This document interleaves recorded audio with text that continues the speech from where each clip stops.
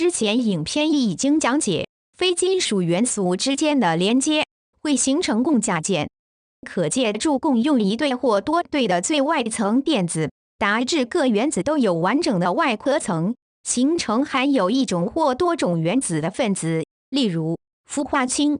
这些分子组成的物质称为简单分子化合物。氟化氢的结构是粒子，一个氧分子内的原子由强大的共价键连接在一起。然而，决定它的熔点和沸点，并不是取决于将氧分子内的共价键打断。相反，只需要打破不同分子之间所存在的引力便可以。这分子间的作用力称之为范德华力。因为它们分子之间的作用力微弱，因此只需少量能量便能令具有简单分子结构的物质融化和沸腾。例如，氧气的沸点是摄氏零下183度。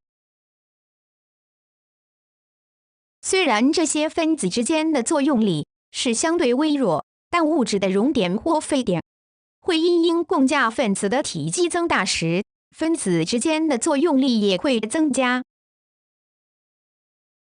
例如，让我们比较一下露宿、氟、氯、溴和碘在族群中，随着它们分子的体积增大，而分子间的作用力也增加。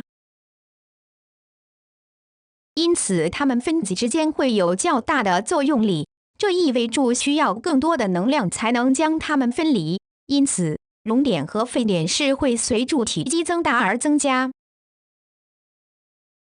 事实是，氟的沸点为摄氏零下188度，而碘的沸点是摄氏184度。由此说明，卤族的沸点会由上而下递增，因为分子体积变大，导致分子间的作用力也变大。